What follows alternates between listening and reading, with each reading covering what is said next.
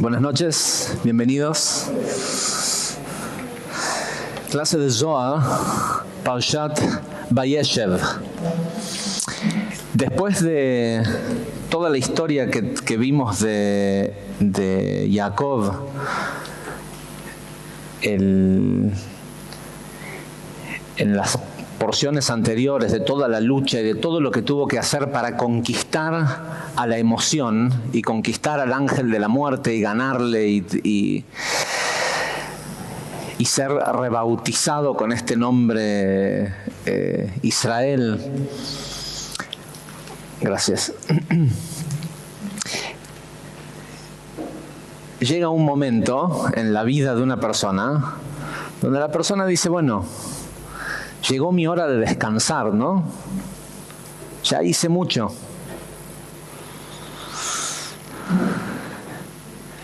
Y la porción de esta semana comienza diciendo, Vayeshev Jacob, y se sentó y se asentó, pero la palabra literal, la traducción literal es y se sentó. ¿Sí? Se puede interpretar como que se asentó en el área donde vivió su padre en la tierra de Canaán.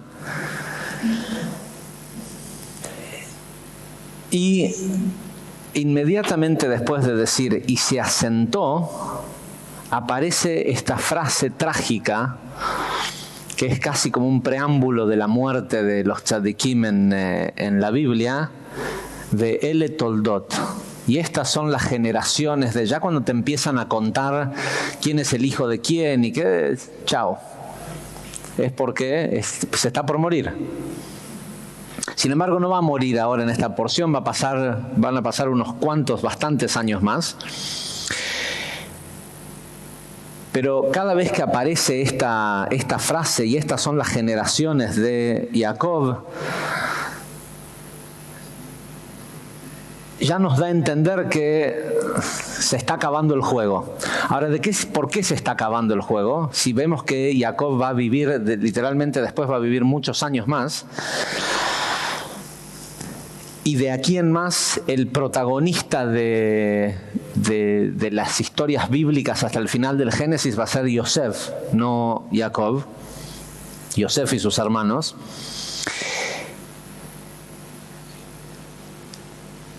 En el momento en que una persona se retira,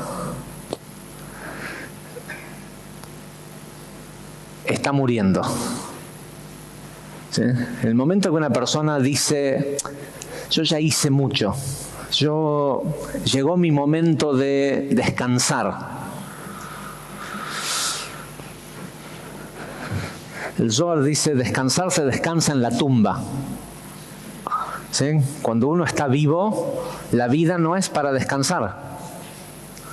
Ahora, hay un momento en la vida del ser humano en donde uno dice, bueno, pero yo ya trabajé 40, 50, 60 años de mi vida. ¿Qué quiere decir de que si tengo 90 años tengo que seguir trabajando? No. De hecho, si hace 40, 50, 60 años que estás trabajando, hace 40, 60 años que estás trabajando de más. ¿Sí? La vida no se trata de trabajar. Lo que pasa es que la vida se trata de tikkun, de corregir. Y como la gente tiene tan poco apego al tikkun, de hecho es increíble, la gente utiliza la palabra tikkun como algo negativo. Dice, esta persona es mi tikkun, es mi corrección. ¿Sí? Con esta persona y con este no, debe ser mi tikkun. Tikkun es el opuesto de caos. Antes habían mundos de caos y ahora estamos en un mundo de tikkun. Este mundo, lo grandioso que tiene es el tikkun, pero es algo que nadie quiere hacer. Y el tikkun olam, ese es el verdadero trabajo. La verdad que estaba pensando en que, ayer estaba pensando en que, de qué iba a hablar en esta clase, porque pasaron muchas cosas en el mundo y generalmente la gente espera que yo diga algo acerca de las cosas que pasan en el mundo. Y lo que yo creo que debo decir y que es más efectivo para que cambie la situación del mundo es lo que cada uno de nosotros tiene que hacer. ¿Sí? Cuando los seres humanos asumen el rol y la parte de este mundo que les toca y lo empiezan a hacer, el mundo empieza a cambiar y empieza a mejorarse.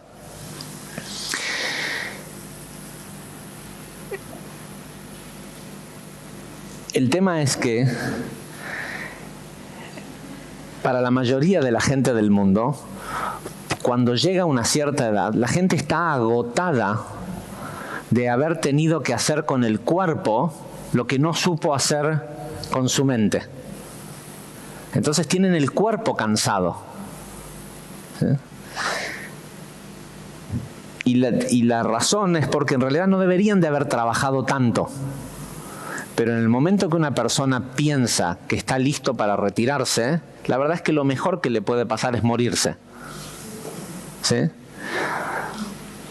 Porque lamentablemente lo que la mayoría de la gente asume con retirarse es retirarse de la vida. No. Al revés, si es cuando yo quiero recién empezar a vivir. No. Presten atención al cómo piensa la mayoría de la gente. Vinimos acá a hacer tikkun. Como no hacemos tikkun, tenemos que terminar trabajando. ¿Sí? Como no hacemos el tikkun, si estaríamos haciendo nuestro tikkun, lo que tenemos que hacer por el mundo, que es la parte que solo a nosotros nos corresponde y nadie más lo puede hacer, ese trabajo no te produciría cansancio, ni agobio, ¿sí? Estos tzadikim, cuando tenían la edad que tenían, Jacob es el que ahora, antes de morirse dentro de 3 parashot, le va a pedir a Dios que incluya la enfermedad en el mundo. ¿Sí? Pero ellos en este momento de su vida, cuando dice que tienen 100 y tantos años, eso y lo otro, se veían igual que una persona de 30 años. ¿Mm? ¿Por qué? Porque el trabajo que ellos hacían no consume al cuerpo. Cuando una persona hace su tikkun, el hacer tikkun no consume al cuerpo. El resistir el tikkun consume al cuerpo. ¿Por qué? Porque el resistir el tikkun hace que la persona también resista los canales para precipitar sustento.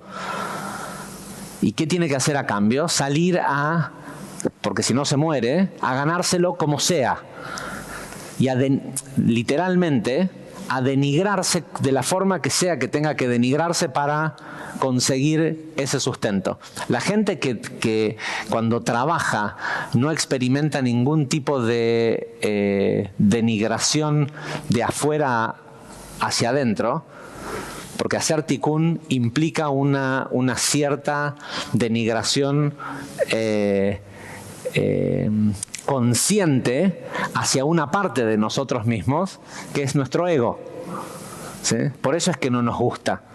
Porque ya para eso está el resto del mundo, para denigrarnos. ¿Que me voy a denigrar yo mismo? Bueno, pero si vos lo harías por vos mismo, el mundo no necesitaría hacértelo a vos. Entonces, lo que la mayoría de la gente piensa cuando piensa en retirarse, es que piensan en, ya hice mucho, y de todo eso que hice logré juntar un poquito de reserva, déjenme disfrutar, déjenme finalmente, como ahora sé que al lagarto le queda poco por vivir, al reptil, ¿sí? A la conciencia reptiliana del cuerpo, déjenme que le dé de comer. ¿Sí? Entonces está la persona retirada comiéndose su propia cabeza, ¿sí? Con su mascota. Su mascota es él mismo, es el reptil con el que él trabajó 60 años para irse 2 semanas a Cancún. ¿Sí? Qué injusto, ¿no? Y para poder ir 2 veces por mes al supermercado y no tener que trabajar, pero bueno, ahora come menos de esto y menos de lo otro. ¿Sí? ¿Cuánta gente es la gente que cuando se retira realmente puede vivir 5, 6, 10 veces mejor de lo que vivía antes de retirarse? Al revés, para la mayoría de la gente el retiro es una especie de resignación y de conservación de energía. ¿Sí? Es lo que queda. lo que queda de sustento, lo que queda de energía física en el cuerpo.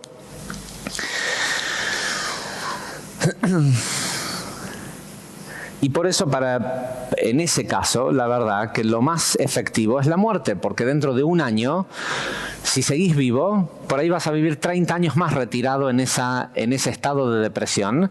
Y si morís, en 11 meses vas a ser un bebé que te mantenga a otra persona. ¿Sí? Reencarnás en un bebé que por lo menos por los primeros 12, 15 años de tu vida es problema de otro. El que tengas de comer y ¿sí? O por lo menos cada vez es menor, cada vez es más pequeño el número de humanos en el mundo que otros se ocupan de que se alimenten cuando son niños. ¿Sí? Vivimos en un mundo donde 22.000 niños por día mueren de hambre. Entonces, no sé si es tan cierta esta afirmación que acabo de hacer. Pero en fin, por lo menos te vas a olvidar de todo el sufrimiento y el año y medio que te den de tomar la teta vas a tener un descanso verdadero. Y eso fue lo que le pasó relativamente a Jacob. Jacob tenía la oportunidad de alcanzar un nivel espiritual aún mayor que el de ese estado en el que estaba cuando le ganó al ángel de la muerte, ese estado que se llama Israel. Tenía la capacidad de un estado superior, que en Kabbalah se llama Devona, comprensión. ¿Sí? Hay un estado que es, lo hemos explicado muchas veces, que Jochma y Binah se llamaban así cuando emanaron por primera vez. Cuando emanaron sin estar en un estado rectificado, las sefirot de Jochma y Binah eran llamadas así, tal cual, sabiduría y entendimiento. Una entrelazada en la otra e interdependiente. No eran en realidad interdependientes. Binah era dependiente de Jochma, pero Jochma no necesitaba a Binah para nada, porque Jochma en sí mismo era la idea en sí de la creación.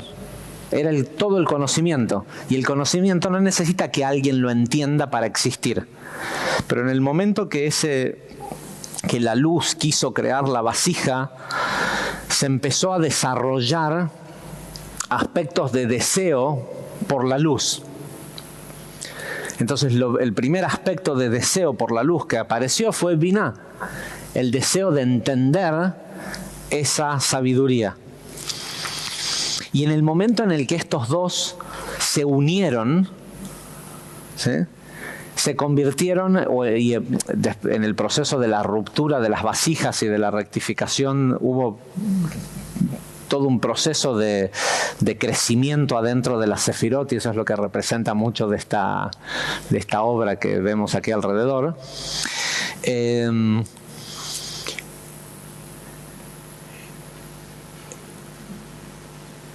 En el momento en que se unieron con un deseo rectificado de generar una nueva realidad, un mundo de tikkun, comenzaron a llamarse Abba Be'ima, padre y madre. ¿Sí? ¿Por qué? Porque ahora estaban copulando juntos y estaban tratando de permear la realidad de tener hijos. Cuando la Torá dice hacemos a un hombre y Dios hizo al hombre Zahar u'nekevá varaotam, varón y mujer fueron creados, quiere decir Zeir Anpin y Malhut fueron creados. Cuando Jochma y Binah se juntaron, tuvieron dos hijos. ¿Sí? Estos dos intelectos, cuando se juntaron y se convirtieron en Abba Veima, en padre y madre, tuvieron dos hijos, la emoción y la acción. ¿Sí? El mundo de formación y el mundo de acción. Y estos hijos, uno es masculino, Zahar, es Zeir Anpin, y Nekeva, Nukva, por eso es que a Malhut se le dice Nukva. Nukva quiere decir femenino en hebreo, pero también Nekev, Nekeva, quiere decir pozo, hueco, ¿sí? Porque es la última vasija, ¿sí? A donde toda la luz tiene que ir a parar. Ahora, una vez que estos hijos, Zeir Anpin y Malhut, la emoción y la acción, maduran, y ellos tienen sus propios hijos. ¿Cuáles son los propios hijos de Zeir Anpin y Malhut? Este vaso, el proyector, este teléfono, la computadora, la silla, la mesa, todo lo que tenemos alrededor, son hijos de Zeir Anpin y Malhut. ¿Sí? Entonces, como son hijos de Zeir Anpin y Malhut, son los nietos de Jochma, de Abba. Y por eso el último grado de evolución en la conexión con el intelecto divino se llama Sava Utvuna.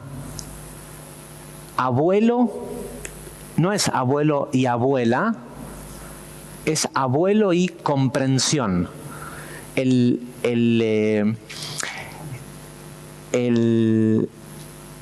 aspecto de la idea está aún más lejos del nieto, ¿sí? Tal vez el afecto que le tiene es mayor, pero está más lejos, pero está comprendido el hijo, el nieto, todo está comprendido dentro de la idea misma. Por eso se llama abuelo y comprensión. Y para la comprensión es necesario la contemplación. Y para la contemplación uno no puede estar ocupado haciendo esa cosa hiries, que es, ¿cómo se dice hiries? Odiosa, que es trabajar.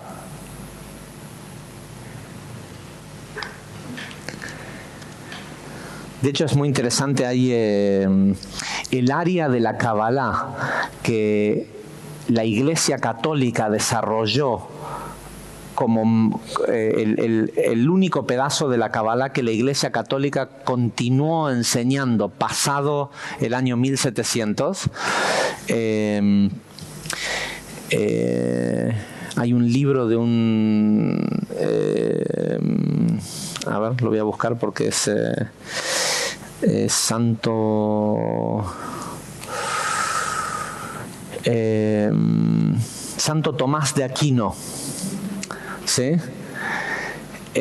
Santo Tomás de Aquino es un área de la Kabbalah que es el concepto de la contemplación, del Dvikut Hashem, de la adhesión con el Creador a través de el pensamiento. Del pensamiento y de la no acción.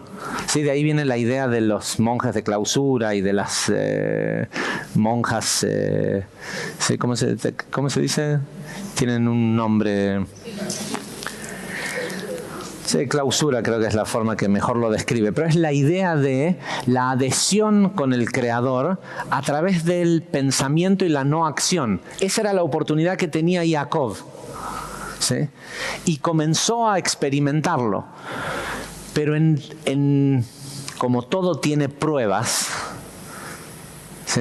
Hasta mientras una persona está viva no se puede retirar del tikkun, de la corrección que viene a hacer, y a través de la contemplación es en donde uno realmente prueba su fe, ¿sí? Porque es solo a través de la contemplación que el dolor se convierte en placer, pero hay que atravesar el dolor para poder hacerlo. ¿Se entiende? sea, es solo a través de la percepción de decir, no, esto no es en realidad dolor, esto es perfecto y es una barra de oro. Tu tikkun es una barra de oro, es lo más valioso que hay. Nadie agarra una barra de oro y dice, veámosle el lado positivo a esto. ¿Sí? No, sabés que vale $1.600 la onza. ¿Sí? No hay nada negativo al respecto. A lo mejor que pesa mucho. ¿Sí?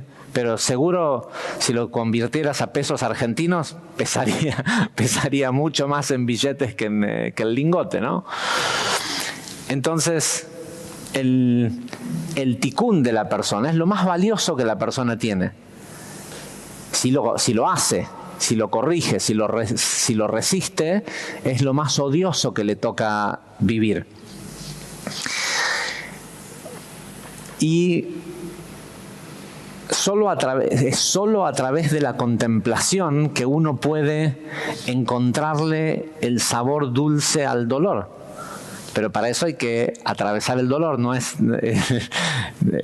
algo intelectual, es la verdadera capacidad de dominar la materia, su cuerpo, su emoción, todo es el momento, así debería ser no el retiro de las personas, así debería ser la vida de las personas. ¿Y qué le ocurre a Jacob? Ocurre que llega la prueba. Y la prueba era, si uno no le puede encontrar algo malo a una barra de oro, ahora imagínense que en lugar de ser un lingote de 10 kilos de oro, fuera un diamante de 10 kilos. ¿Sí? Lo que estaba por ocurrir con la venta de Yosef como esclavo de manos de sus hermanos, el que nunca leyó la Biblia y llega a este capítulo y nadie no vio la película o nadie le contó la historia de cómo sigue, dice, bueno, en realidad si nunca la leíste, si no te contaron toda la historia hasta el final, abandonás en Sodoma y Gomorra, ¿no? Y todavía faltan cientos de destrucciones, supuestamente a manos de este Dios vengativo. Pero uno lee esto y dice, bueno, el pueblo elegido, ¿sí? Los hijos de Israel, los tipos, 10 hermanos agarran a su hermano, lo venden como... Primero planean matarlo. Supuestamente estos son los tzadikim más grandes que vivieron en la historia. Primero planean matarlo. Después dicen, no, ¿sabes qué? No tenemos las agallas. No es que no lo querían matar. No tenían las agallas de hacerlo. Entonces dejémoslo en un pozo a que se muera solo. Dijeron, no, pero va a sufrir. Bueno, vendámoslo como esclavo. Cualquiera de las opciones, todas punibles, por lo menos de acuerdo a la Torá, como pecados capitales.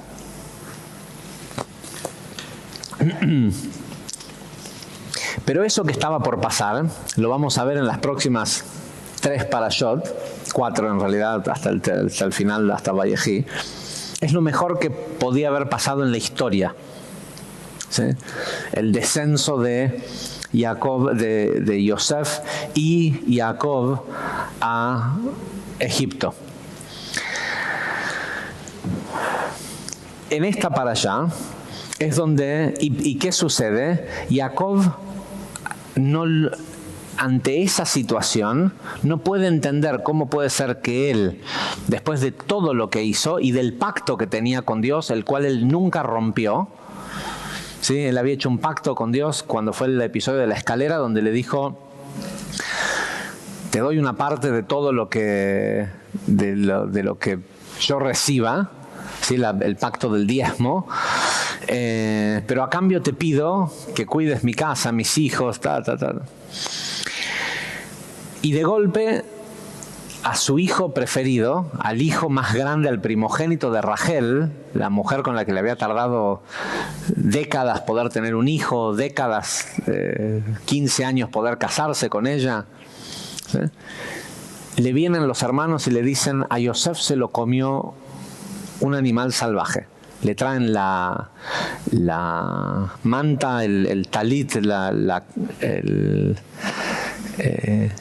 túnica que usaba Yosef, que era una túnica especial que el papá se le había hecho especial porque era su hijo preferido, manchada de sangre, y le dicen, se lo comió un... no sé qué habría en ese momento, dinosaurio, para que se lo come y no quede nada de... se lo habrá comido lo mismo que se comió a los 43 normalistas de México, ¿sí? Que no quedó nada.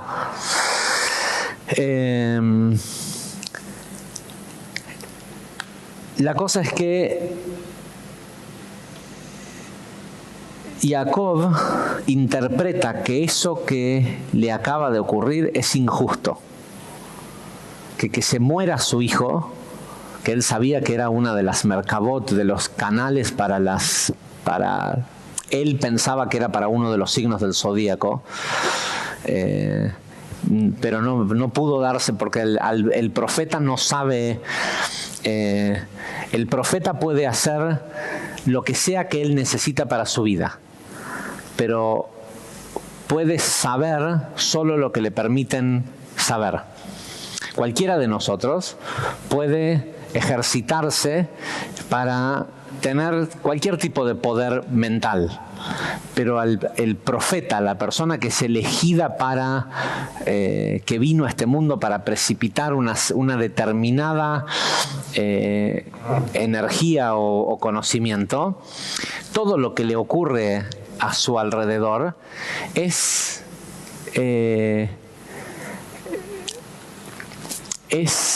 manipuladamente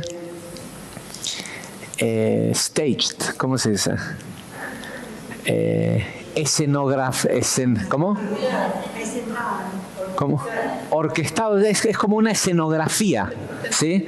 Y solo una puesta en escena, y solo puedes saber lo que necesitas saber, ¿sí? ¿Vieron como en la película Matrix? Que el oráculo le dice a Neo una cierta cosa y le dice, no sos la persona elegida, ¿sí? Y Orfeo le dice, lo que sea que te dijo es lo que vos necesitas oír. No tiene que ver con que sea verdad, no hay verdades, ¿sí? Pero es lo que vos necesitas para el crecimiento que tenés que atravesar. ¿Mm? Me saluda, no me saluda, soy importante, no soy importante, lo que sea que es lo que es lo que cada quien necesita. Y lo que él no sabía, que la gran afinidad que él tenía con Yosef, es porque Yosef no iba a ser como el resto de sus hijos la merkabá de una de las 12 signos del zodíaco. Yosef era la merkabá de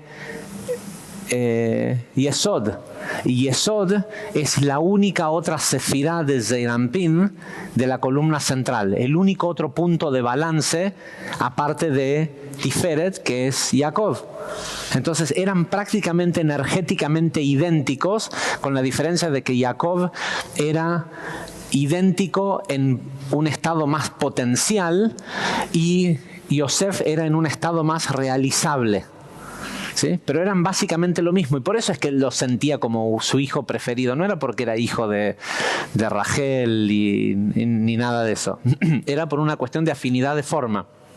Entonces él piensa, dice, ¿cómo puede ser que si yo tengo un hijo que es mi preferido y va a ser, no sé, la merkabá del signo de Libra, viene un animal y se lo come? Eso quiere decir que este mundo es injusto. Y en el momento que piensa que el mundo es injusto, cae en una depresión, nos dice la Torá, y pasa deprimido 14 años. ¿Sí? Ahora, lo que él no sabe es que la razón por la cual Yosef está ausente de su vida es por culpa de él, no por algo que tiene que ver con Yosef. Yosef podría tal vez haber conseguido lo mismo, pero porque Jacob se fue, el mundo no iba a dejar de que Jacob se fuera de este mundo sin terminar su tikkun, sin salir totalmente corregido. Cuando una persona tiene lo que le llaman tikkun y lo aborrece, ese tikkun aparece porque el mundo no quiere que te vayas de esta vida sin haber hecho eso. Y si el mundo no quiere, más vale que lo hagas, porque te va a perseguir hasta el último rincón del universo. ¿Sí? No importa dónde te mudes, no importa con quién te cases, el tikkun es uno, es tu corrección. Y lo que Jacob había hecho es que cuando se fue huyendo de Esav, se fue a estudiar con Shem y Eber y nunca le mandó ni siquiera una carta al padre durante 14 años a decirle estoy vivo. ¿Sí? Y esos 14 años de sufrimiento que él le produjo a su padre, él tenía que experimentar. Si él es sabido que una persona cuando pierde un ser querido cercano, solo sufre esa pérdida con un cierto nivel de intensidad 11 meses. ¿Sí? En el 12º mes, la pérdida se aliviana. El dolor se aliviana. Y los psicólogos dicen que tiene que ver con que el ciclo de un año hace que se acabaron la primer Hanukkah que no estás con tu pariente, o la primer Navidad que no está, y el primer cumpleaños de y el primero y el primero, ya el segundo año ya te tendrías que haber hecho la idea. Y la Torá dice literalmente que durante los 14 años que Jacob no vio a su hijo, sintió el mismo dolor. Con lo cual, Jacob, el Zohar dice, Jacob se debería de haber dado cuenta en el mes 13 que Yosef no estaba muerto. Que si a él le seguía doliendo igual la pérdida, era porque Yosef no había reencarnado y no estaba de vuelta en el mundo, y que era porque en realidad no era cierto que había muerto. Ahora, el tipo era un profeta grandioso, Jacob, pero no podía ver eso de su propia vida. Una, porque tenía que sentir el sufrimiento que él le había causado a su padre, y otra, porque pensaba que era injusto. En el momento que una persona piensa que su tikkun, que lo que sea que le toca es injusto, se deprime, pierde la visión. Ahora bien, ¿qué hora es?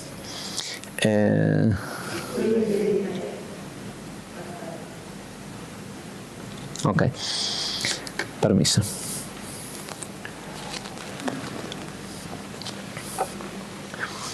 Esta porción es el comienzo del exilio a Egipto. No parece que fuera así, pero en esta porción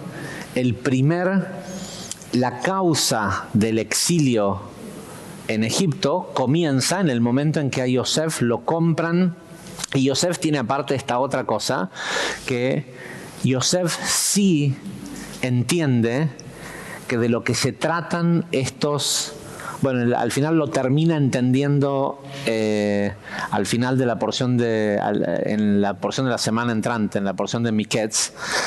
Pero él sí termina entendiendo que de lo que se tratan estos años es de contemplación, es del poder de la mente sobre su propia emoción y sobre su propio deseo, a tal punto que le toca estar de esos 14 años, no sé cuántos fueron en total, pero creo que fueron casi 10 años, en una cárcel en el peor de los estados, ¿sí? Para ver si el tipo podía mantener, el tipo tenía que corregir la sefirá de Yesod, el deseo.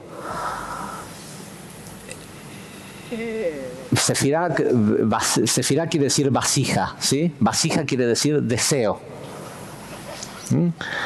La luz es siempre simple. La luz es or pashut. Es una energía simple. Lo que hacen las sefirot es plantearle una inteligencia a la luz. Es un contexto. Es un molde. ¿Sí? Entonces, cuando hablamos de tal sefirá, de tal esto, siempre estamos hablando de tal deseo. Bueno, Yosef tenía que corregir de los mundos del caos y de los 1600 años de caos que habían habido en este mundo de Tikkun, le tocaba corregir el deseo del poder que produce el sexo, el conocimiento y el dinero. ¿Sí? Porque lo que él tenía que hacer era que tenía que tomar control de todo el sustento del mundo. Y lo que va a ocurrir en la próxima semana, producto de que ahora los hermanos lo están vendiendo como esclavo, es que el tipo, de lo más profundo, primero, Yosef es...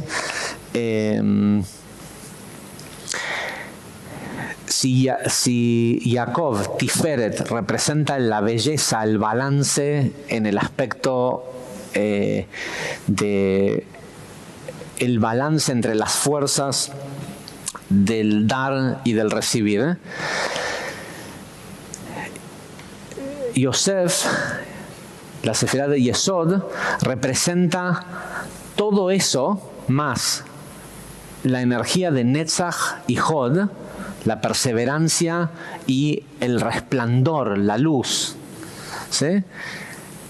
Hecho físico. Con lo cual el tipo, por lo menos así dice el Midrash, el mundo no había visto a un hombre más lindo que él hasta que él nació. Hay una... cuando Jacob lo bendice a Yosef en el final del libro de Génesis, que le dice Ben Polat Yosef, Ben Polat Alei Ain, le dice Banot Sadat Alei Shor, las mujeres, ¿cómo se traduce? Las mujeres corren por las cornisas. Es parte de la bendición o de lo que Jacob le dijo a Yosef cuando le estaba dando esta bendición antes de morirse. Dice que esto es porque eso era lo llamativo. Yosef tenía que ir todos los días a trabajar de faraón. Yosef se había quedado con el trono de Egipto, ¿sí? Y eventualmente cuando murió Ramsés I, que era el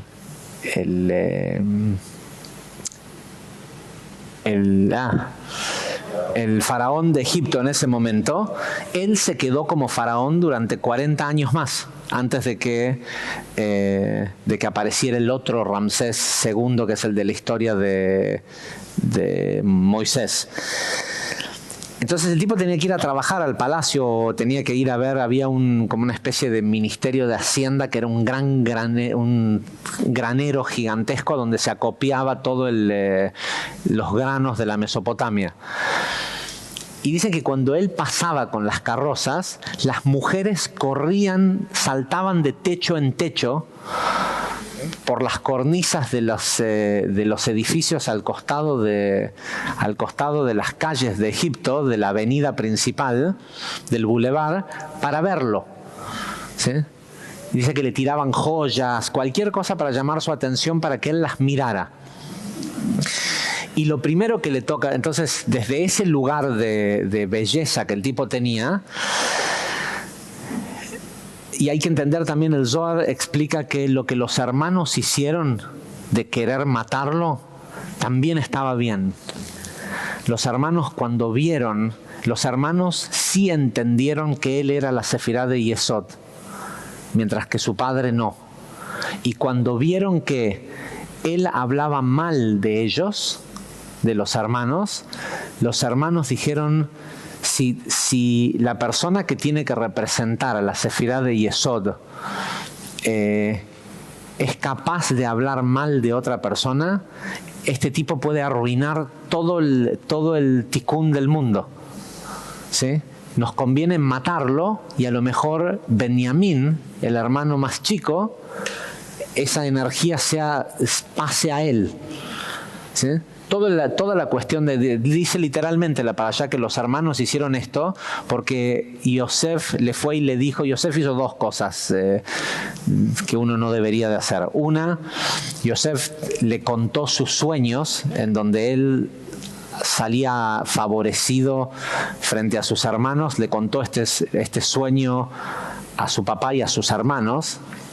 El sueño después se hizo realidad, pero por más que uno tenga sueños proféticos, uno no debe contar sus sueños. ¿Sí? Los sueños uno tiene que tratar de interpretarlos uno, y si no los puede interpretar, solo se los puede contar a una persona que uno sepa que realmente lo ama, ¿sí? Que no tiene ningún tipo de agenda en interpretar el sueño. Porque lo que sea que el que interpreta dice, así es como se manifiesta el sueño. Porque un sueño es un paquete de energía que está todavía en estado de Atzilut, está moldeable. Entonces, cuando otra persona interfiere y dice, debe querer decir tal y tal cosa tu sueño, ¿sí? Eso es, no sé si eso es lo que quería decir, pero eso es lo que va a hacer. Entonces, hizo eso, y la otra cosa que hizo es que habló mal de los hermanos, porque los hermanos también eran hombres grandes ya de edad, y dejaban que no cuidaban el ganado de la forma en como él pensaba que había que cuidarlo. El tema era que la visión de Yosef sobre cómo se cuidaba los bienes, el dinero, era totalmente distinta que la que cualquier otra persona en el mundo pudiera haber tenido. Nadie pudiera haber tenido una visión de cómo cuidar los bienes de Jacob como la que tenía Yosef, porque la mentalidad de Yosef era la manifestación de Yesod. Entonces, en su mente, cualquier cosa material que existía tenía que reproducirse infinitamente. Entonces, si los hermanos dejaban a las cabras sueltas y no se fijaban que si una cabra estaba ovulando y era buen momento para juntarla con un macho para que hubiera cada vez más abundancia, para él era no sé si se entiende, si la persona tiene una percepción de grandeza económica como la que tenía Yosef, cualquier otra persona le parece limitado o que no está haciendo su trabajo, por lo menos. Y el tipo tenía 17 años, era muy jovencito, entonces era imprudente, y acusó a los hermanos frente a su padre. Ahora, como va a terminar esta porción hoy, es que, entonces, ¿qué pasa? Lo venden. Pero como él era la belleza misma, justo la caravana que pasa y lo compra son una caravana de fabricantes de perfumes. Y lo ponen a Yosef como esclavo a fabricar perfumes. Sí, hay otra gente que como esclavo tiene que hacer cosas terribles. El tipo, ¿sí?, fabricaba perfumes. ¿Por qué? Porque tenía un gran talento para esto, porque como personificaba a Zeid Anpin, porque todo Zeid Anpin es personificado por Gesed, que es el comienzo de Zeid Anpin, o por Yesod, que es el final de Zeid Anpin. ¿Saben qué parte del cuerpo corresponde a Zeid Anpin, excepto el pecho, que es lo que nosotros normalmente vemos, la emoción? ¿Qué parte de la cara? Cuando uno ve las 10 sefirot en la cabeza, la nariz. Zeid Anpin es el olfato. Por eso cuando algo te huele mal, ¿sí?, enseguida te genera emociones Llega a Egipto y los tipos ya no lo necesitan, lo venden. Se lo venden a el ministro de Hacienda. Y el ministro de Hacienda lo pone a trabajar en su casa y ve que a Yosef le decís: Yosef, cuídame los perros. Y a los 3 meses, de los 5 perros hay 30 perros. ¿Sí? Entonces el tipo se da cuenta que todo lo que toca Yosef es magistral, el aumento, el incremento de la grandeza que el tipo produce. Y dice la Torá, dice de que Potifara se dio cuenta que Dios estaba con Yosef, que lo que sea que él tocaba se ¿Augmentaba se dice? No, es una palabra, es un inglés, augment, ¿no? No existe esa palabra. Bueno, Shakespeare hizo casi 400 palabras que inventó él solo para burlarse de la reina de Inglaterra, y hoy son parte del diccionario, y él decidió cómo se escribían y qué querían decir, ¿sí? Y ni la reina le decía nada, así que augmentaba puede ser una nueva palabra, es un nuevo término cabalístico.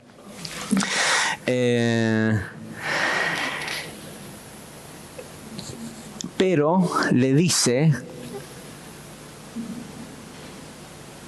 toda mi casa es tuya, excepto por mi pan. Y el Zohar explica claramente que lo que le está diciendo es: te doy el control total de mi casa para que la administres, no te acuestes con mi esposa. Lo único que no te doy es a mi esposa. Y la esposa de Potifar está locamente enamorada de Yosef. Pero con justa razón, lo explicamos en Shabbat, Dina, la hija de Jacob, que fue violada en la parashá pasada, quedó embarazada de esa violación de Shechem, el príncipe del lugar en donde llegaron, que hoy es Nablus. Y como era un bebé bastardo, por decirlo de alguna forma, lo regalaron, ¿sí? Fue dado en adopción. Ese bebé era la esposa era una nena que creció a ser una mujer extremadamente bella. No sé si era físicamente bella, pero Yosef la veía extremadamente bella porque reconocía que era de su misma raíz de alma, porque era en realidad su sobrina, ¿sí? De hecho, Yosef pensaba que esta mujer era su alma gemela, por la atracción que sentía por ella. Y eventualmente Yosef se casa con la hija de esta señora y tiene los dos hijos que son Benjamín y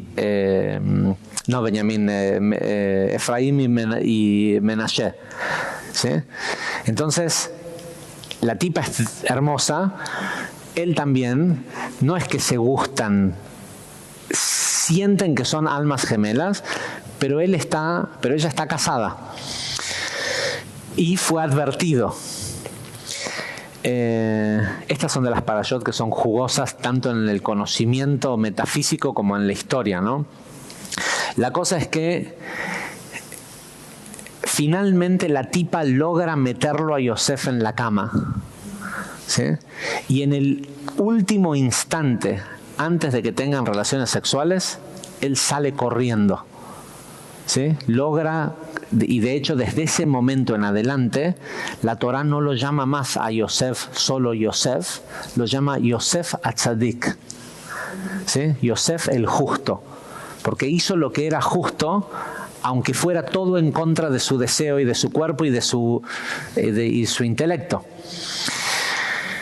Pero como sale corriendo desnudo, la tipa dice, de la bronca, dice: me trató de violar y como me defendí salió corriendo, y la gente lo vio salir corriendo desnudo del cuarto de cosas, lo meten preso, ¿sí?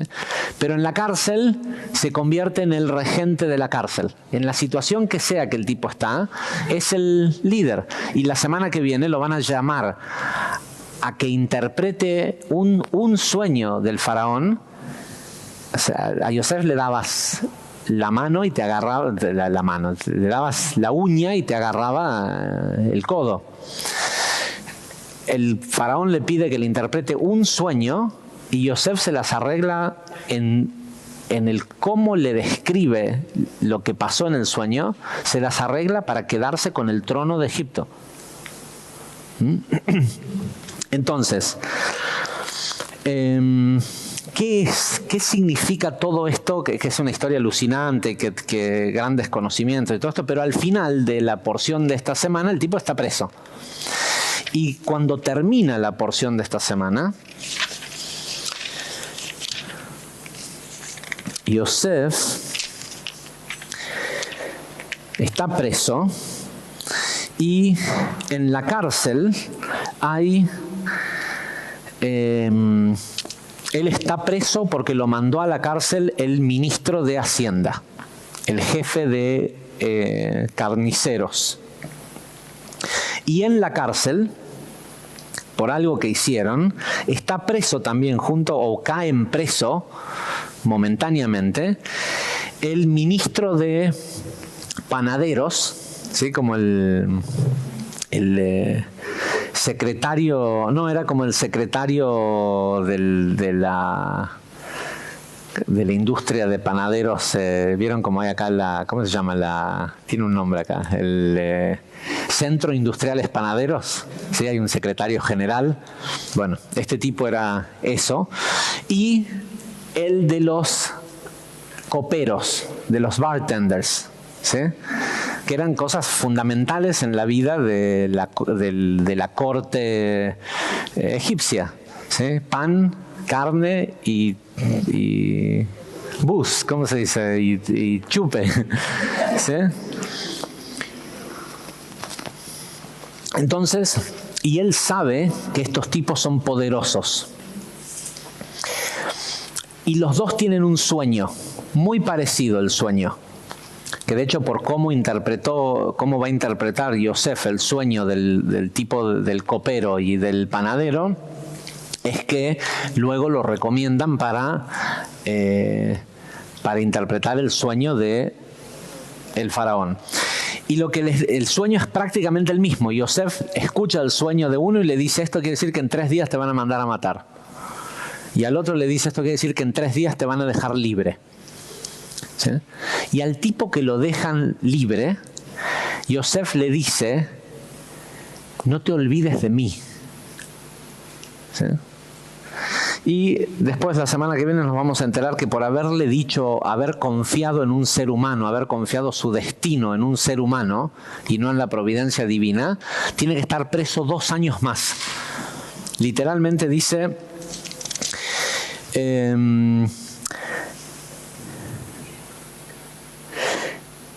Dice: y tal como había soñado, restituyó al maestro de copas a su oficio de copero, y él sirvió la copa de la mano del faraón. Dice: en cambio, al maestro panadero lo colgó, tal como les había interpretado Yosef. Dice: pero el maestro de copas no se acordó de Yosef, sino que se olvidó de él. Sí, el tipo... le acaba de dar una mano. Es como, viste, cuando conoces algún político o alguien. El tipo era un ministro. O sea, acordate, vas a ir... no habían sentencias, no era que te daban 10 años de cárcel. Era la cárcel.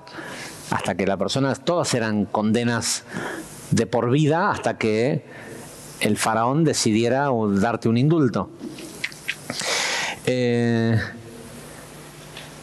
Dice: pero no se acordó, sino que se olvidó. Por si no te queda duda, no es que no se acordó, lo hicieron que se olvide, dice el Zohar. ¿Por qué? Porque puso su confianza en otro ser humano, y él era Yosef HaTzadik, ¿sí? Y de lo que se trataba esa época de su vida era del dominio de la contemplación, ¿sí? Entonces no había monasterio, lo pusieron en una cárcel. Igual la palabra cárcel no es la que realmente... porque en inglés hay una palabra perfecta que es dungeon. No es solo una cárcel, es un sótano que está debajo de los castillos. ¿Cómo? Mazmorra, esa es la palabra, ¿sí? Era lo peor de lo peor. No es que estaba solo preso, estaba preso bajo tierra, en lo peor de lo peor. Ahora, qué florida la historia de que hay un ministro de copas y que esto y que...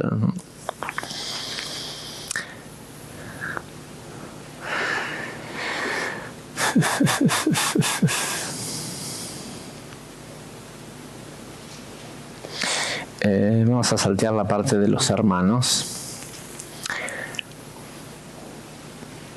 El Ari dice lo siguiente acerca de esto. Dice: ya lo hemos explicado en un número de exposiciones que incluyen esta explicación, pero igual vale la pena verlo en esta parashá. Es sabido que en el estado inmaduro o en el estado inicial es decir, inmaduro de Zeirampin. Empiezo. Es sabido que inicialmente, en su estado inmaduro, Zeirampin posee 3 facetas de intelecto que se expresan en este mundo físico con 3 nombres Elohim. El nombre Elohim siempre tiene que ver con juicio. ¿Sí? Siempre cuando la emoción, hasta que madura, reacciona a juicio, juzga lo que tiene enfrente. Dice, y estos 3 nombres Elohim están deletreados con la letra Yud, es uno deletreado con la letra Yud, otro deletreado con la letra Hei y otro deletreado con la letra Aleph. Dice, estas 3 letras por sí mismas son un acrónimo de Yehi. ¿Vieron cuando uno dice Yehi Ratzon Milfaneja y que sea el deseo, que sea o así será? Se escribe de esta forma. Y al principio, cuando Zeirampin, cuando la emoción es inmadura, juzga todo de estos 3 nombres Elohim, que lo que producen es así será. Como sea que la persona siente que eso es, así es. Aunque al principio no iba a ser así. La gente siempre tiene la posibilidad de decir, ¿viste que tenía razón? ¿Sí? Siempre. Porque así como él estaba sintiendo, era producto de una mentalidad inmadura, y así es como va a terminar ocurriendo. Y siempre va a poder decir que tenía razón. Cada quien lo que termina viendo y percibiendo y teniendo que atravesar en la vida, tenía razón. ¿Sí? Si él lo pensó, lo sintió, lo gestó, lo formó. ¿Sí? Por eso es que en el curso de los secretos místicos del éxito decimos siempre que todos los seres humanos son exitosos todo el tiempo. Lo que pasa es que esa vida de mierda que tiene alrededor también es producto de un proceso exitoso de haber manifestado lo que tenía en su cabeza. ¿Sí? Pero que es exitoso, es exitoso. Nosotros atribuimos la palabra éxito a que sea bajo un determinado nivel de parámetros bueno. ¿Sí? Y ese nivel de parámetros cambia de generación en generación, es totalmente subjetivo. Pero en definitiva pensamos que éxito tiene algo que ver con que sea bueno. Cuando la palabra éxito quiere decir en latín, así salió. ¿Sí? Salió como lo pensaste. De hecho, hoy ya no se utiliza, pero ahora en Puerto Vallarta di el seminario de los secretos místicos del éxito en inglés. Y es interesantísimo porque le preguntás a alguien que hable inglés qué quiere decir la palabra success, y está tan relacionada con que tiene que ver con algo, o sea, con la idea del éxito, pero con el éxito económico, y no se dice tanto success para la salud, a menos que haya sido una operación. La operación fue un éxito. ¿Sí? El estar sano no es algo exitoso. Tiene que haber, es la intervención de un humano lo que hace que algo sea exitoso. Y la palabra success viene del latín sucedere. Success, ¿sí? Y sucedere quiere decir así salió, sucedió. Así es como sucedió. Antiguamente en inglés se acostumbraba a decir, se podía decir algo como, o sea, uno podía decir the ill success of the venture. El mal éxito del emprendimiento, como diciendo que, o sea, no tiene nada, o sea, puede ser buen éxito, mal éxito, regular, es como sucedió. Pero en definitiva lo que la persona tiene enfrente es el cómo termina saliendo lo que él se permite sentir. Dice, más tarde, cuando Zedanpin madura, su inteligencia comienza a expresarse a través de nombres Yudkei Vavkei. ¿Sí? Empieza a percibir que hay otro Dios, otro tipo de Dios. No es un, ¿sí? El mundo se hace más bueno.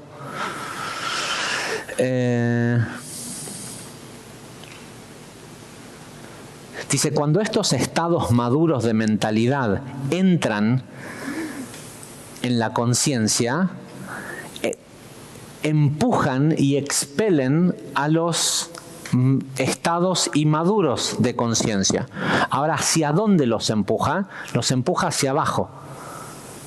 No tienen para otro, o sea, cuando empieza a descender iluminación en la percepción de la persona empuja esa cosa vieja que tiene, esos pensamientos viejos, hacia abajo. No es que se deshace de ellos. No se puede deshacer de ellos, porque la persona no puede ser un ente intoxicador de su medio. Ok, antes pensabas como un egoísta hijo de tu tal por cual. Bueno, ahora hacete cargo. ¿Pero cómo me hago cargo? Ahora ya me di cuenta que estaba equivocado. Ah, bueno, ahora procesalo. Déjalo que baje. Transformarlo con tu emoción, ¿sí? No puede desaparecer, solo puede ser empujado hacia abajo para que entre en la emoción y que se pruebe si es cierto que cambiaste de manera de pensar. Si el cambio es real en la percepción, entonces esas angustias y esas cosas que te producía una cierta realidad, ahora no va a cambiar la realidad. Al principio vas a ver la misma realidad, pero no te tiene que producir el mismo efecto. ¿Sí?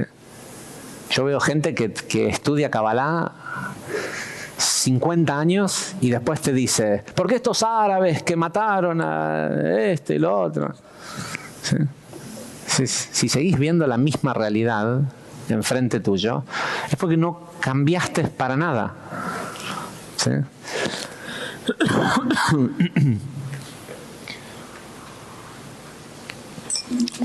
Entonces, dice, los empuja hacia abajo. Ya como lo hemos explicado en otros lugares, dice Lari.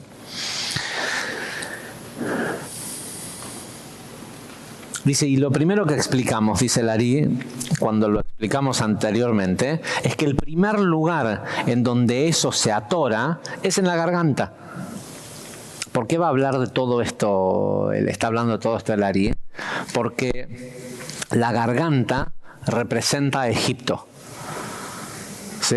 Esto de Yosef es vendido como esclavo a Egipto y ahora tiene que atravesar todos estos años de sufrimiento y de resistir a la esposa de Potifar y todo esto, es lo que le pasa al intelecto cuando va a decir, no, ahora estudié, ya tomé Ser y Vivir Libres, ahora pienso distinto. Bueno, vamos para Egipto a ver si es cierto. ¿Sí? Entonces, ojo, es Yosef, desde ese lugar increíble del intelecto de Yosef, que quiere descender y adueñarse de la emoción para que seas como Yosef, para que puedas tomar control del mundo. Pero primero tiene que tomar control de este pedacito de mundo, del cuerpo. Entonces, sí, es cierto, ese nuevo intelecto hace que Yosef o la energía de Yesod diga, ok, vamos para Egipto. Para tomar control del mundo entero, de la tierra. ¿Se acuerdan la porción de Bereshit? Dijimos que cuando la Torah dice domina la tierra, esto se refiere al cuerpo humano. Para tomar control del cuerpo humano, primero hay que pasar por Egipto. ¿Sí? Lo que se te queda, ¿sí? El intelecto tiene que pasar por este lugar que es estrecho. Estrecho en hebreo se dice metzar. Metzar es la raíz de la palabra Mitzrayim, que es literalmente Egipto en hebreo. ¿Sí? Egipto quiere decir estrecho. Es un lugar en donde la estrechez. Porque A ver si se acuerdan de los secretos místicos del éxito. Porque Da'at es el lugar a donde va a parar Yesod de Ima. Cuando Yesod de Ima desciende a la emoción, Yesod va a parar a Da'at. Y el trabajo nuestro es excitar a Yesod de Abba para que salga de ahí y vaya y baje. ¿Sí? Para que el miembro, para que ese aspecto masculino del intelecto sea más fuerte y a través de una especie de erección metafísica se extienda más allá de la garganta y llegue a la emoción. ¿Sí? Pero Da'at en realidad está vestido de Yesod de Ima. Y así es como recibe los 5 estados de las 10 sefirot esas que tiene Da'at adentro. Pero en el momento que los recibe, las separa en derecha e izquierda. ¿Sí? 5 estados de juicio, 5 estados de misericordia. A ver, ¿qué vas a dejar que descienda?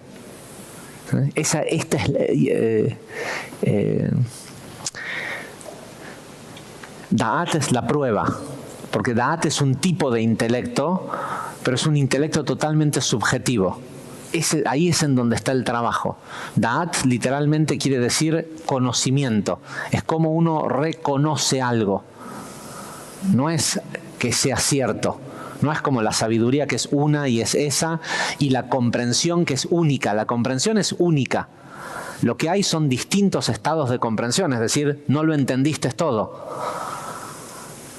El estado que se llama Binah, que es la comprensión, implica haber comprendido todo Jochma. Ahora, cada uno de nosotros está en algún lugar de las 50 puertas de Binah, con sus 50, con las subdivisiones. Por eso decimos que hay 125 niveles. Es decir, pero la comprensión es una sola. Lo que hay es que todavía no entendiste todo. Ahora, Da'at no es absoluto. No es ni esa sabiduría absoluta ni esta comprensión absoluta. Da'at es un invento. Pero es el único invento en el que nosotros tenemos, Da'at es esta creación misma. Porque Da'at es el lugar en donde nosotros sí tenemos dominio.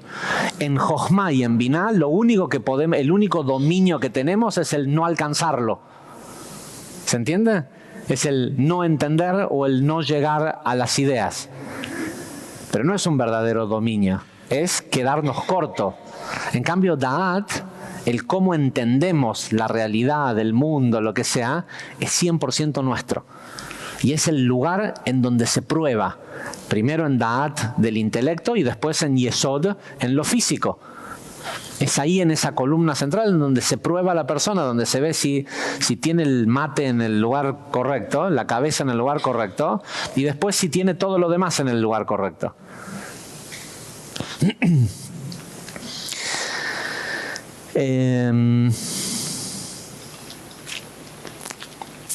Ok, todo lo que viene después es... bueno, y después lo que viene ahora el Zohar y explica que, ¿saben qué? Como es tarde y quiero llegar a una parte del Zohar, lo vamos a dejar para la clase de la semana que viene porque se continúa esta explicación. Cuando desciende, voy a ver si solo una parte que creo que es importante. Cuando descienden esos intelectos tienen que descender al cuerpo a través de alguna vía.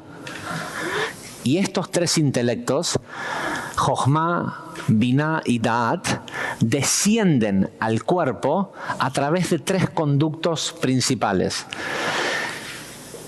La aorta, el esófago y la tráquea. La tráquea, que conduce solo aire a los pulmones, que conduce a Jochma. El esófago, que conduce alimentos, comida y bebida al cuerpo, es Binah, la madre, la que nutre. ¿Sí? Y la aorta, que transmite sangre, vida, es Da'at. Cómo vive la persona es cómo programa la sangre que pasa por el cuello. El cerebro piensa, no es que piensa, ve. ¿Sí? Da'at, nuestra percepción, que es un lugar en donde sí tenemos dominio. Donde sí tenemos dominio. Programa la sangre que pasa por ahí y esa sangre se desparrama e intoxica o cura a todo el cuerpo. Y acá hay toda una explicación muy detallada de cómo funciona, pero en definitiva estos tres ministros, estos tres conductos son el ministro carnicero, el ministro copero y no lo podía matar de otra forma, al panadero no lo podía matar de otra forma que no sea ahorcándolo. ¿Sí? ¿Por qué la horca? ¿Sí? Porque es simbólico de lo que representan estos tipos. Y no es que no importa si lo mató o no lo mató, quién sabe si lo mató. La historia de lo que nos cuenta es que están estos tres conductos que le llevan la información de la mente sobre, escuchen esto, sobre el esófago, que está conectado a Binah y es la sefirá del pensamiento creador. El Zohar dice lo siguiente. Denme un segundo que lo encuentro. Dice así. Dice, el lóbulo izquierdo del cerebro se extiende a través del esófago, el cual está del lado izquierdo. Y es por donde pasa el alimento. Tal como ya sabemos, toda forma de nutrición se origina en Geburá, de la nutrición física. Y este es el significado místico de lo que nuestros sabios del Talmud dijeron cuando dijeron lo siguiente. Es una sección del Zohar. Cuando dice sabios del Talmud, pues se refiere al Taná, Rabbi Shimon Bar Yochai. El Zohar, el Rabbi Shimon Bar Yochai en el Zohar dijo: proveer sustento al pueblo es más difícil para Dios que abrir las aguas del Mar Rojo. ¿Saben por qué? Porque Dios no tiene afinidad con la comida y la bebida. Y porque nosotros pensamos que solo de pan vive el hombre. Nosotros pensamos que nosotros nos necesitamos alimentarnos de comida, y si no recibimos comida, tenemos una programación animal que nos dice: te vas a sentir débil, ponete en estado de conservación de energía, todo lo que... Cuando sea el Gemara Tikkun, vamos a llegar al máximo del estado de nutrición, que no vamos a necesitar comer ni tomar nunca más. Cuando sea el fin de la corrección, el Gemara Tikkun, el Zohar dice que las plantas van a dar productos terminados. Así que el hombre no va a tener que hacer moler el trigo y esto, van a haber árboles de torta de chocolate. ¿Sí? Literalmente. En el jardín del Edén dicen que era así. Al principio, cuando llegó, le duró poco, pero así era la idea original. Y en la forma en cómo lo vamos a consumir es a través del Ruach, a través de inhalar la esencia de los alimentos en lugar de tener que intoxicarnos con la parte física. La razón por la cual ahí tenemos que comer y todo esto es porque necesitamos encarnar a esas chispas de luz para que se eleven. Está escrito en las profecías de Ezequiel que el Gemara Tikkun va a ocurrir cuando se acaben las almas. ¿Sí? Cuando el arca de las almas se acabe. ¿Saben cuál es el arca de las almas? El mundo. Cuando todas las almas que están atrapadas en los mundos del caos las hayamos elevado a todas, no va a hacer falta más comer. Eso quiere decir cuando las almas se acaben, no cuando las almas que descienden del cielo. Cuando hayamos extraído todas las almas que están... La razón por la cual no debemos volver a Egipto no es porque un día fuimos esclavos en Egipto, es porque lo que hizo Yosef al bajar a Egipto, Egipto es el único lugar del mundo en donde ya no quedan chispas de luz que puedan ser elevadas.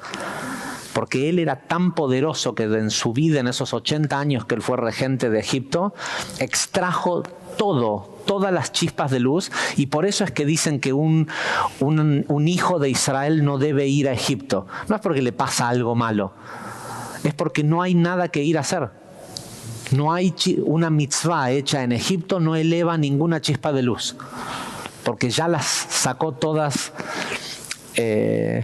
Yosef, y las transportó todas cuando Moshe se llevó los huesos de Yosef y de sus hijos a enterrar a Shem, las transportaron todas a la tierra de Israel. Con lo cual no hay nada más que elevar. Cuando ese es eventualmente, esa es la verdadera nutrición. Es el llegar al punto de no necesitar, de no necesitar comer, no necesitar tomar. En las próximas clases, estas próximas 2 semanas, en las clases de Zohar, vamos a explicar más acerca de los ministros, de cómo funciona el esófago y la tráquea, y la yugular. Pero sí es importante saber es que la yugular es la que le lleva vida al cuerpo y le lleva siempre 10 tipos de sangre. Cada una de las sefirot que están adentro de Da'at, con alguno de esos 10 tipos de vida se va a llenar el resto de las sefirot. ¿Sí? Y después es inevitable. No podés hacer algo distinto porque todas las células de tu cuerpo están programadas para hacer eso que pensaste. Lo único que podés hacer después es engañarte. ¿Sí? Pero la acción física va a salir por las buenas o por las malas. Por una acción, las buenas es una acción que te va a traer una consecuencia negativa que te va a hacer aprender la lección. Por las malas es una enfermedad que te va a hacer aprender la lección. Pero en el momento que la persona interpreta la realidad de una cierta forma, así en ese instante está programando a la sangre que está pasando por Da'at, ¿sí? Y está diseminando esa información en todo el cuerpo. Por eso hoy sabemos que la genética no tiene nada que ver con lo que le pasa a una persona. ¿Sí? Hoy sabemos que la genética de la mayoría de las personas contiene todas las enfermedades que pueden existir, todos los tipos de colores de ojo, contiene casi todo, porque venimos con un banco de información genética, un genoma humano de 50.000 años de evolución. Lo que determina qué es lo que el RDN va a copiar de la cadena de ADN y va a generar nuevas células es la proteína. Y la proteína solo funciona a reacción de estímulo externo. La proteína no tiene una inteligencia propia. La proteína recibe estímulo o inteligencia perceptiva desde la membrana de la célula y así es como decide qué copia. Entonces, está bien, tu abuelito se murió de hambre porque le tocó pasar una guerra y no se murió de hambre, pasó hambre, pero al final después se terminó muriendo de cáncer del resentimiento de ese hambre. ¿Sí? Y sí, te lo pasó a vos, se lo pasó a tu papá y te lo pasó a vos.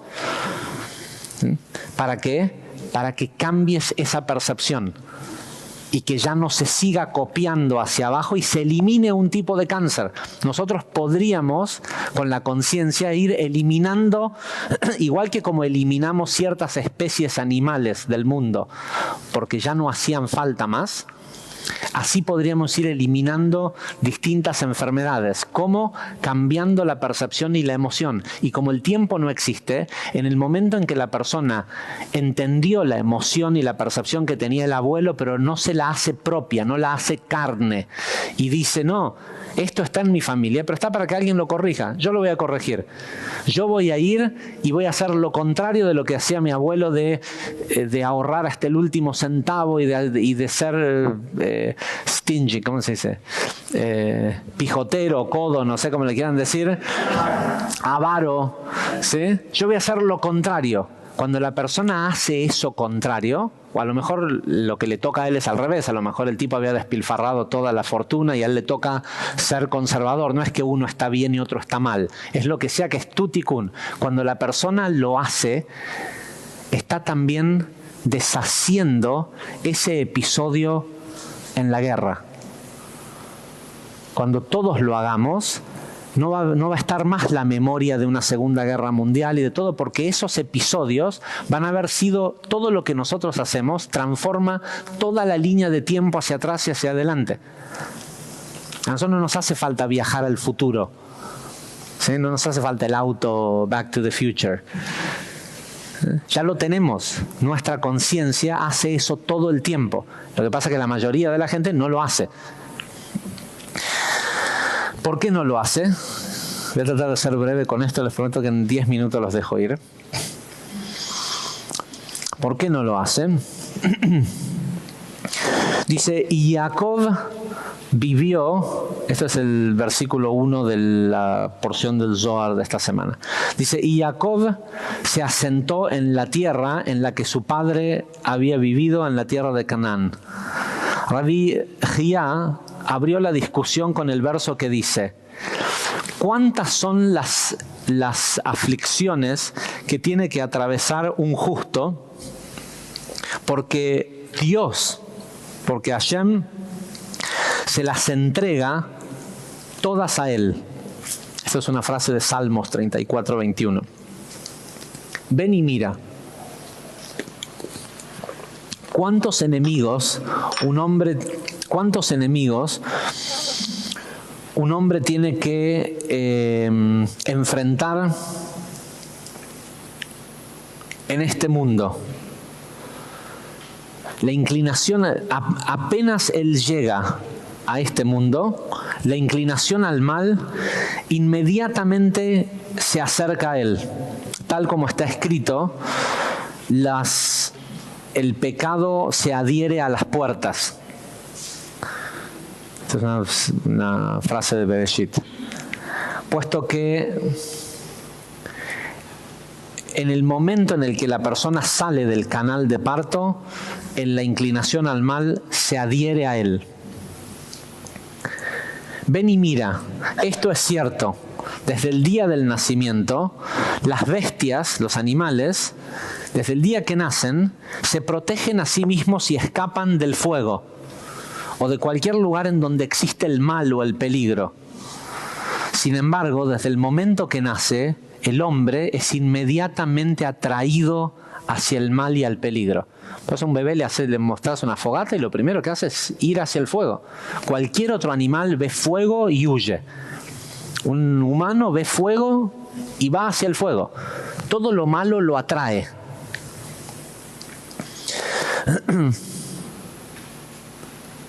Y esto es porque la inclinación al mal reside junto con él inmediatamente desde el momento que comienza su camino. Puesto que ya hemos escuchado el versículo de Coelet 4:13 que dice, más vale un niño pobre y sabio que un viejo más vale un niño pobre y sabio que un rey que es viejo y tonto, que no sabe cómo cuidarse a sí mismo. Esa es una frase de Coelet.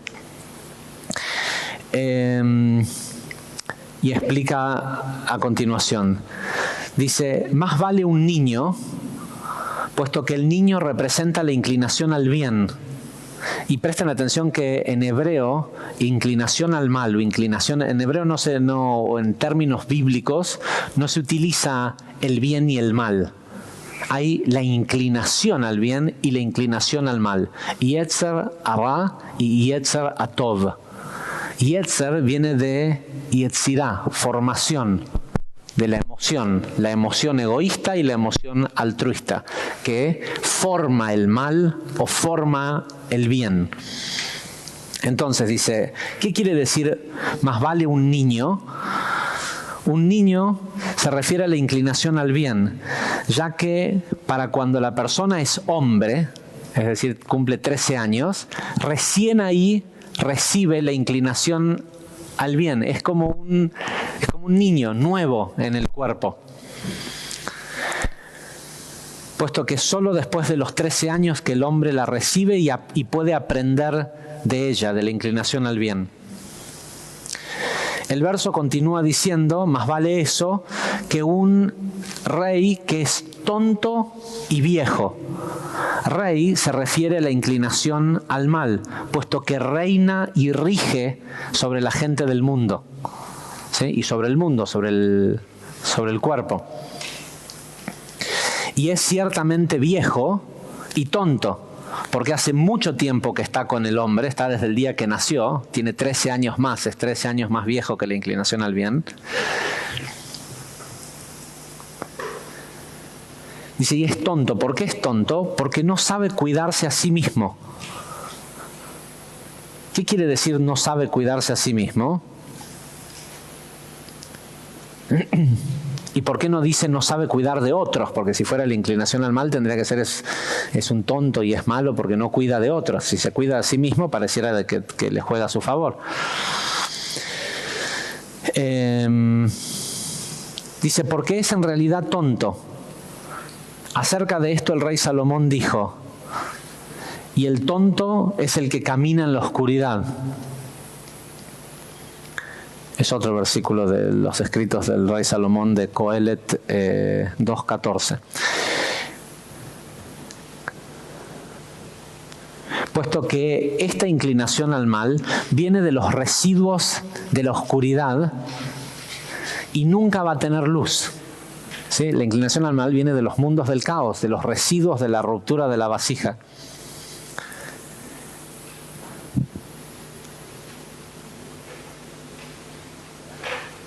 Dice, pero aquel que, y esto es algo que agrega Rabashla, que dice, pero aquel que no sabe cómo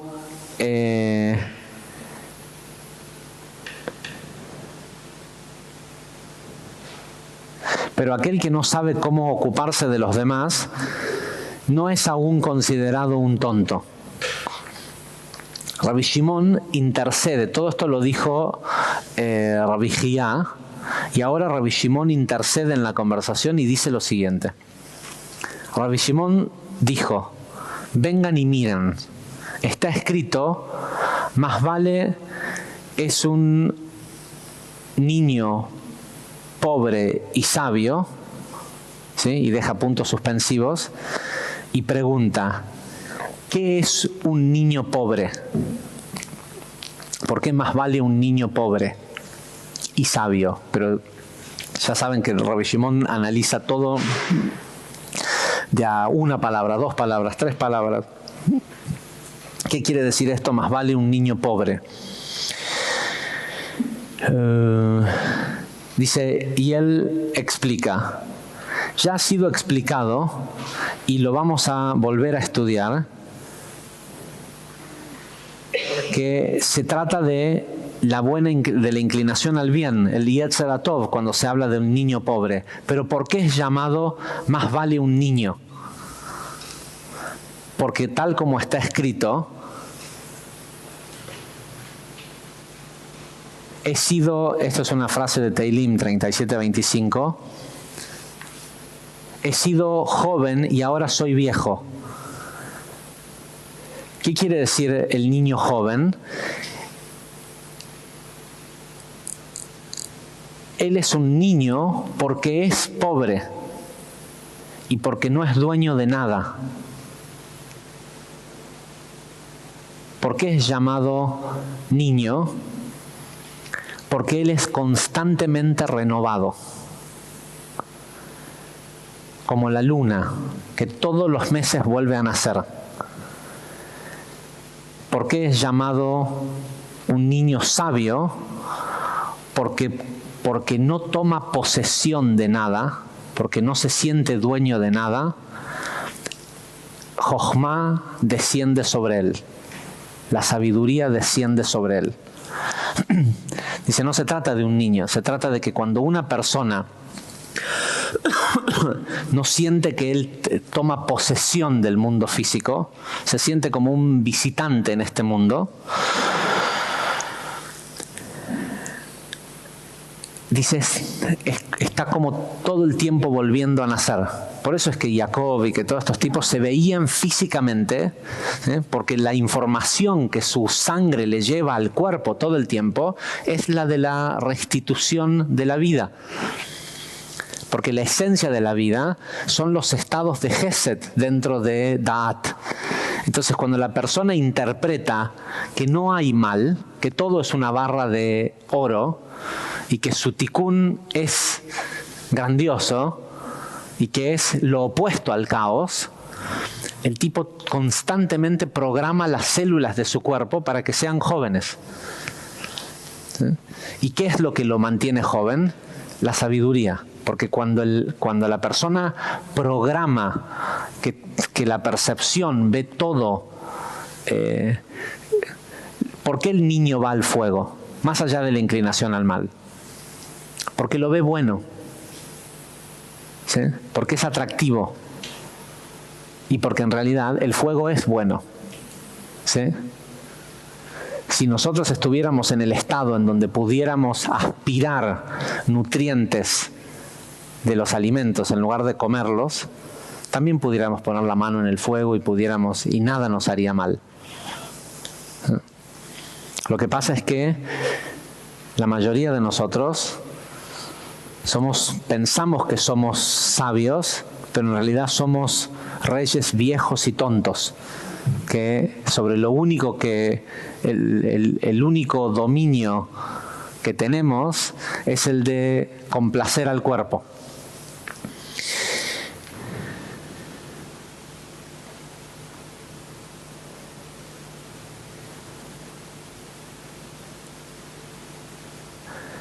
Dice, puesto que este rey, no voy a explicar todo el resto, que es muy interesante, pero es muy tarde. Puesto que este rey es el contrario, o se para opuesto, en contraste a, no quiero decir el nombre completo, pero es el ángel que empieza con M y que es el nombre termina con Tron, ¿sí? Que fue un humano. Hoy es un ángel. ¿Sí? Y es el regente, es el rey de este mundo. No porque quiera tener exclusividad de dominio sobre el mundo físico, es porque nadie quiere ir a compartir el trabajo con él.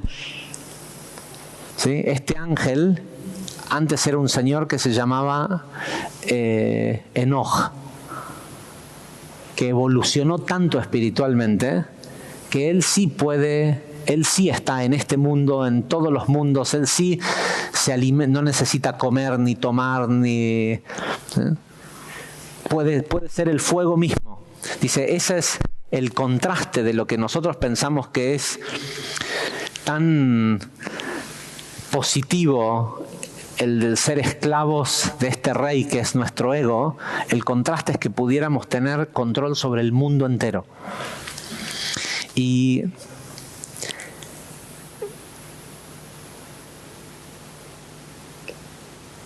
la verdad que cuando empecé con la idea de este seminario, hace rato que venía con la idea de este seminario de moldeando la realidad,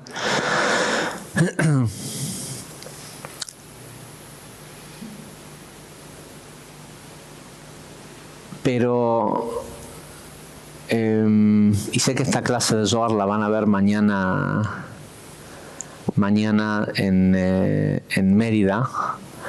Hay un nuevo Kabbalah aplicada en Mérida, en la península de Yucatán, en México, y la van a ver también mañana en el nuevo Kabbalah aplicada en Polanco, en el DF, y la van a ver mañana también. Hay mucha gente que la va a ver en muchos lugares del mundo, pero esto estamos hablando de una clase como esta, de un grupo de gente juntándose en una sede de Kabbalah aplicada en Polanco, en Mérida, en la Biblioteca Los Mangos, en Puerto Vallarta. Y le contaba, había que hacer el ejercicio, ¿no? de la meditación al final de la clase. Nosotros, ¿qué día la tenemos? La vamos a volver a dar acá. El día 10 de... Jueves 10 de diciembre a las 19 horas.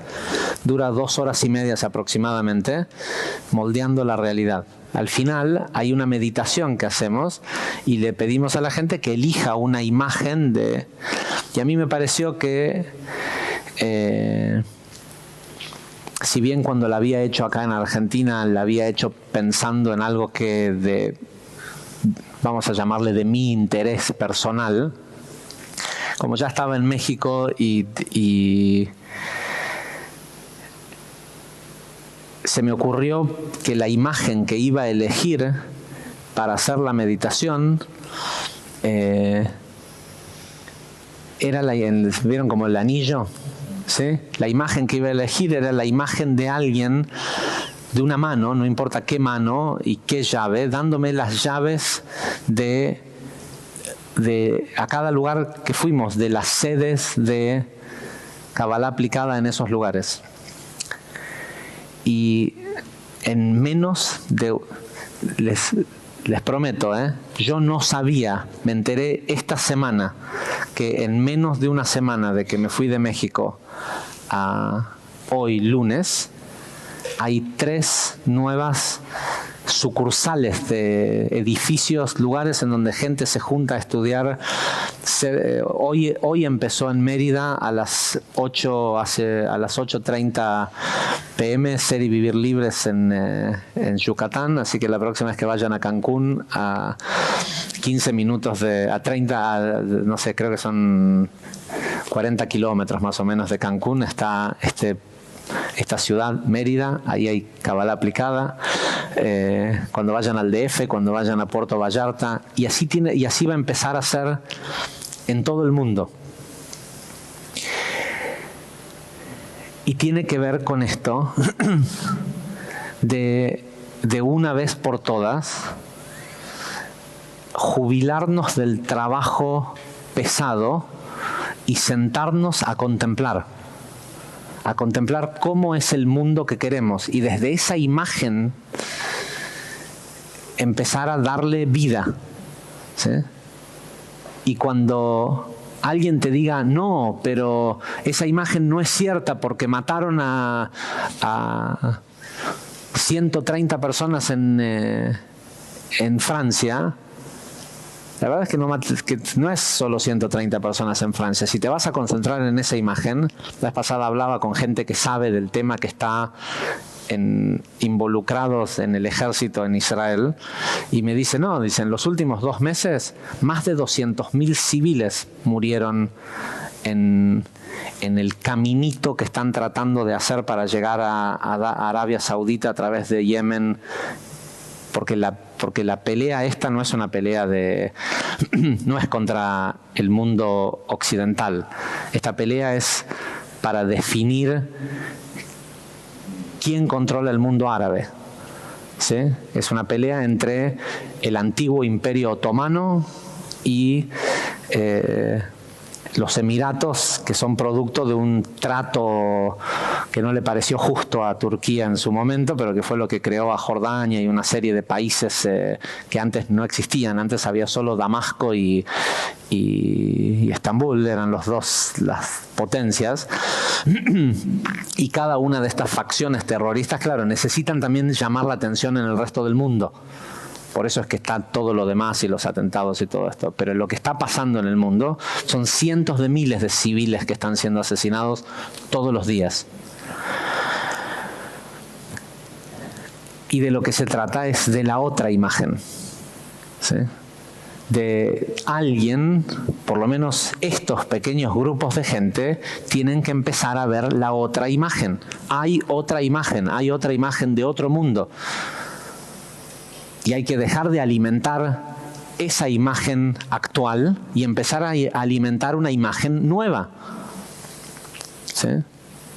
Cada vez que le brindas tu angustia, tu emoción, todo esto a las personas, o acaso el terrorista pudo matar a alguien un segundo antes del momento que tenía que morir. Nadie muere un segundo antes de cuando tiene que morir. Pero sí hay una inteligencia de tratar de conservar esa imagen de la inclinación al mal. Y hay otra imagen. Y lo primero que tenemos que hacer es dejar de alimentar la otra. Y si podemos, dedicarle una hora, media hora de tu día, de tu vida, a empezar a crear otra imagen. No hace falta que coincida con la de tu vecino, mientras que sea una imagen distinta a la que existe hoy en el mundo. Gente, muchísimas gracias. Hasta la semana que viene.